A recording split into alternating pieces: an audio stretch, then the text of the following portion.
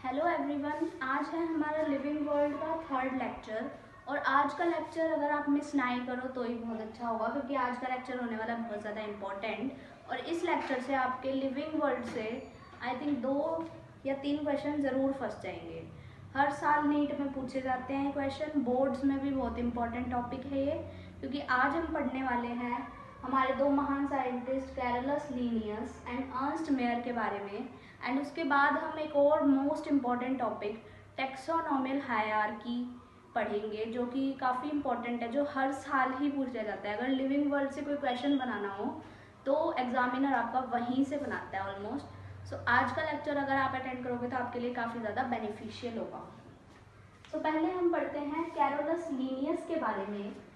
Carolus Linnaeus जो है, इन्होंने बहुत ज़्यादा काम किया था टेक्सोनॉमी की जो ब्रांच है उसमें। कैरोलस लीनियस का आपको यहाँ पे मिल जाएगा जिक्र।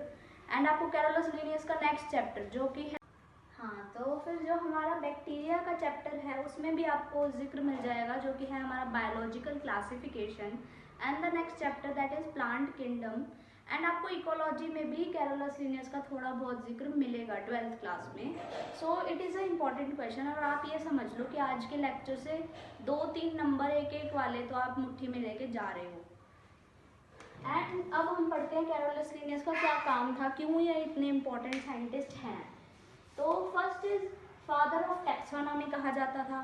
इन्हें टैक्सोनॉमी का फादर क्यों कहा जाता था? क्योंकि इन्होंने काफ़ी सारा जो है इस पे काम किया था। इनकी 2 बुक्स थी, उनके बारे में मैं आपको आगे बताती हूँ, ये हम बताएंगे। And next is binomial nomenclature. Binomial nomenclature यानी इन्होंने नेमिंग दी थी, यानी कि जो नेमिंग के रूल्स हैं और वही किस तरह से जो है नेमिंग करते हैं प्लांट्स की या एनिमल्स की, वो इन्होंने दी थी, scientific naming. And the 2 kingdom classification, ये वो चीज़ है जो मैं बता रही थी आपको कि बायोलॉजिकल क्लासिफिकेशन में इसका जिक्र है स्टार्टिंग में ही चैप्टर के, आप वो पढ़ लोगे कि इन्होंने 2 किंगडम क्लासिफिकेशन भी दिया था। नेक्स्ट इनकी 2 बुक्स थी बहुत important, Species Plantarum and Systema Naturae. Systema Naturae बहुत इंपॉर्टेंट है, काफ़ी क्वेश्चंस आते हैं सिस्टेमा नेचुरे पे। स्पीसीज प्लांटेरम इतना क्वेश्चन नहीं पूछा जाता, बट सिस्टेमा नेचुरे बहुत ज़्यादा इंपॉर्टेंट जो है किताब है। तो स्पीसीज प्लांटेरम में इन्होंने क्या बताया था अबाउट प्लांट नोमेनक्लेचर, यानी कि प्लांट्स की नेमिंग कैसे की जाती है। और ये बुक इन्होंने लिखी थी 1753 में। एंड द सिस्टेमा नेचुरे, इन्होंने इसमें एनिमल नोमेनक्लेचर के बारे में बताया था। एंड फर्स्ट एडिशन इनका आया था 1735 में। एंड 1758 में इनका 10th एडिशन आ गया था। तो आप देख ही सकते हो कि 10th एडिशन तक बुक चली गई है, यानी कितनी पॉपुलर बुक होगी।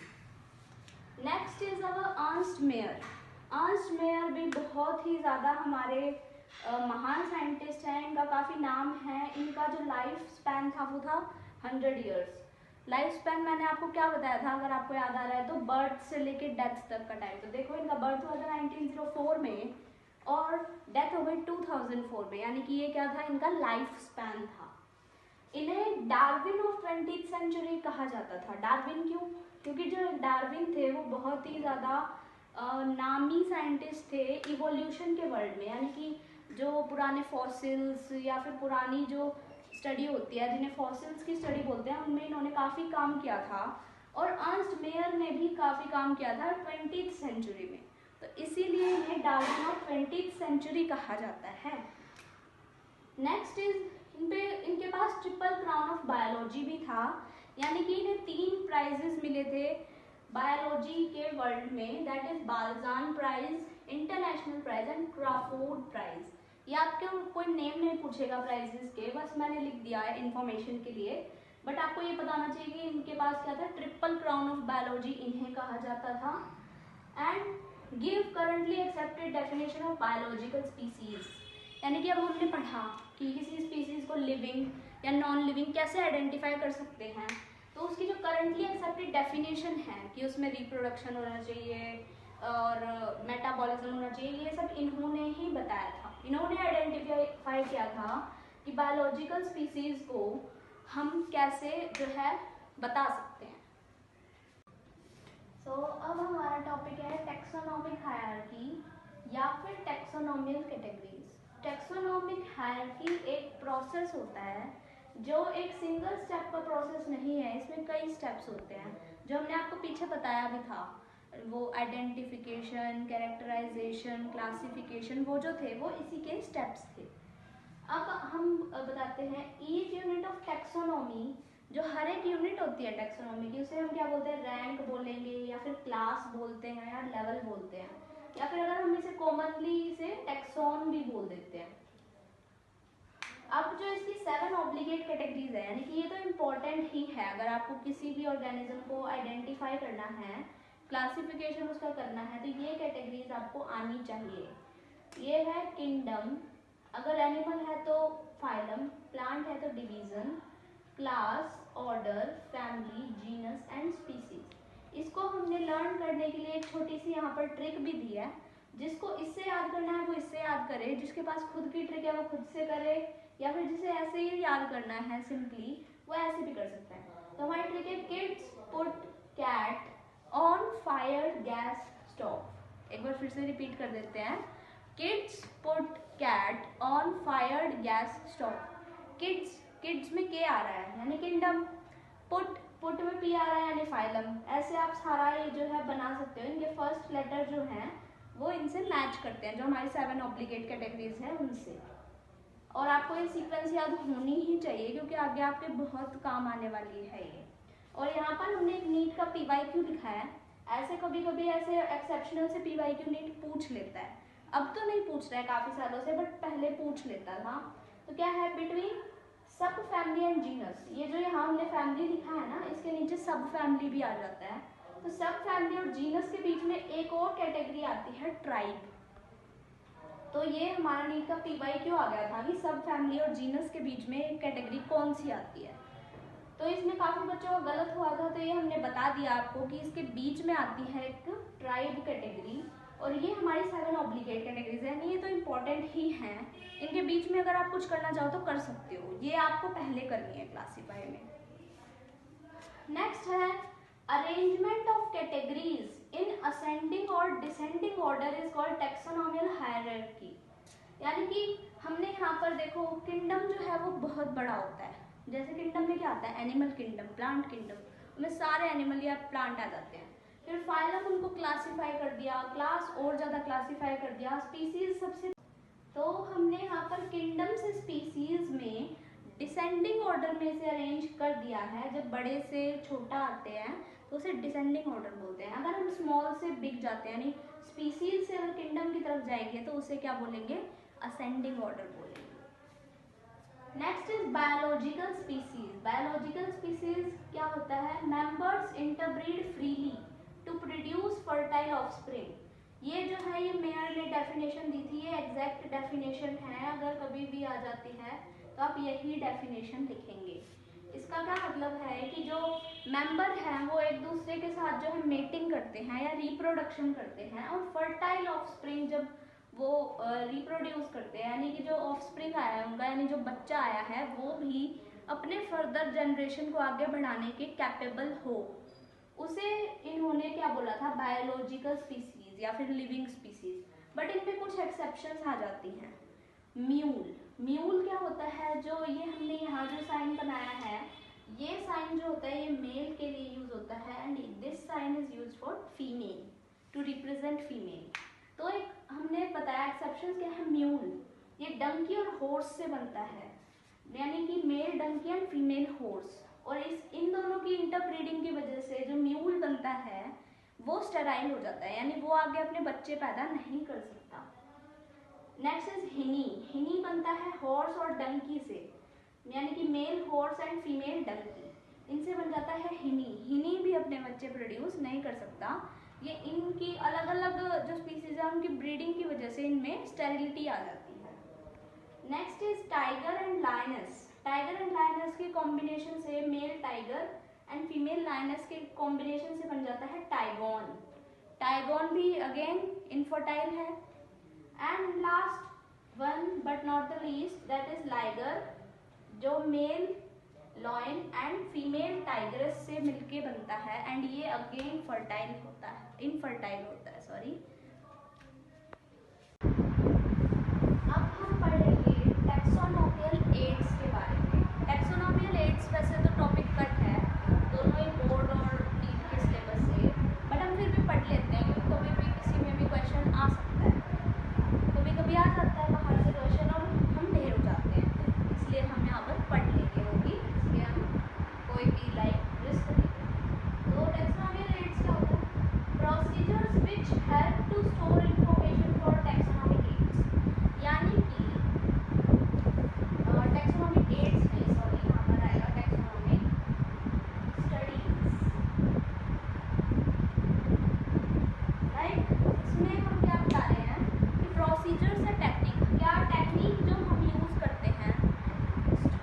इंफॉर्मेशन स्टोर करने के लिए अबाउट द टैक्सोनॉमिक स्टडीज, यानी कि मान लो अब हमें कोई स्पीसीज स्टडी करनी है, अब हम देखने थोड़ी जाएंगे जहाँ उगरी है, जैसे कि कॉनिफर स्टडी करते हैं, अब हम पहाड़ों में थोड़ी जाएंगे, अगर हम मान लो हिली एरिया में नहीं रहते, टेरेस्ट्रियल में रहते, तो हम वहाँ थोड़ी जाएंगे।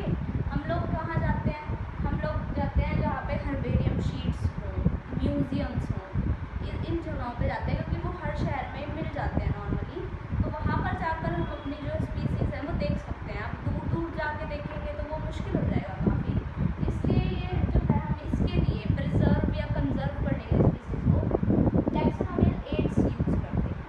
ये काफ़ी ज़्यादा एसेंशियल है, क्यों? क्योंकि मान लो कई सारी स्पीसीज लुप्त भी हो गई है, हम उन्हें अगर बचाएंगे जभी तो हमारे पास ये रहेगा कि हाँ ये भी कुछ था, ऐसा भी हमारे पास कुछ था, इतनी ज़्यादा रिच हमारी बायोडाइवर्सिटी है इंडिया की।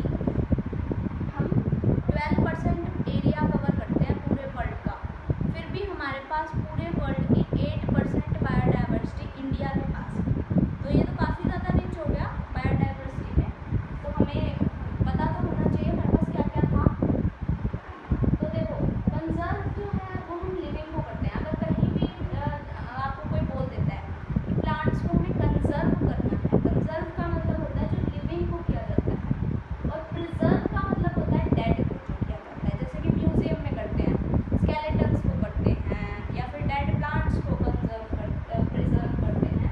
प्रिजर्व जो वर्ड है वो यूज़ होता है डेड के लिए, कंजर्व वर्ड यूज़ होता है लिविंग के लिए, for both plants and animals. First taxonomic aid है हर्बेरियम। हर्बेरियम का क्या पर्पस होता है? आइडेंटिफिकेशन।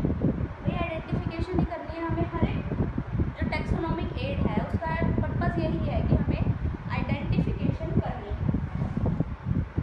तो हर्बेरियम में होता क्या है, हर्बेरियम शीट्स होती हैं, उनके ऊपर हम प्लांट्स को लगाते हैं ड्राई करके। हम प्लांट्स को 10-15 दिन तक कहीं भी दबा के ड्राई करते हैं, उसमें लगाते हैं, उनका क्लासिफिकेशन नीचे की साइड ऐसे, जैसे अगर ये मेरा हर्बेरियम शीट है तो यहाँ पर क्लासिफिकेशन होगा, और यहाँ बीच में मैं एक प्लांट लगाऊंगी, और उसका हम ऐसे नहीं करते जैसे हम एरो लगा लगा के ऐसे लिखते हैं कि भाई this is stem, this is root, ये सब नहीं करना होता उसमें। सिर्फ एक प्लांट लगेगा और यहाँ पर क्लासिफिकेशन आ जाएगी कि उसका नेम क्या है, फैमिली कौन सी है उसकी, किस फैमिली से बिलोंग करता है वो, किंगडम नहीं लिखते हैं, बेसिकली ऑर्डर लिख देते हैं। उसका पर्पस आइडेंटिफिकेशन है। इसमें क्या क्या होता है, कलेक्टर का नेम आता है, डेट आएगी, प्लेस आएगी, लोकल या फिर साइंटिफिक नेम लिखेंगे, साइंटिफिक नेम और लोकल वैसे दोनों भी लिख दे तो भी अच्छा रहता है, एंड नेक्स्ट इज फैमिली आएगी उसकी। अब जो है हम प्लांट लगाएंगे सुखा के उस शीट पे, तो ये भी हो सकता है उस पर फंगस लग जाए, इन्फेक्शन हो जाए कोई, तो इसके लिए हम प्रिवेंशन के लिए पॉइजन या फिर DDT का यूज़ करते हैं, उसके ऊपर छिड़काव करते हैं ताकि कोई फंगस ना लगे या रस्ट ना हो कुछ भी। नेक्स्ट इज अब जूलॉजिकल पार्क। जूलॉजिकल पार्क यानी हमारा जू को ही जूलॉजिकल पार्क बोला है। उधर हम क्या देखते हैं, एनिमल्स को क्या करते हैं, कंजर्व करते हैं, क्योंकि वो क्या होते हैं, लिविंग होते हैं, इसलिए हमने क्या यूज़ किया, कंजर्व। पर्पस क्या है, ex situ conservation. Ex situ conservation क्या होता है, जब किसी भी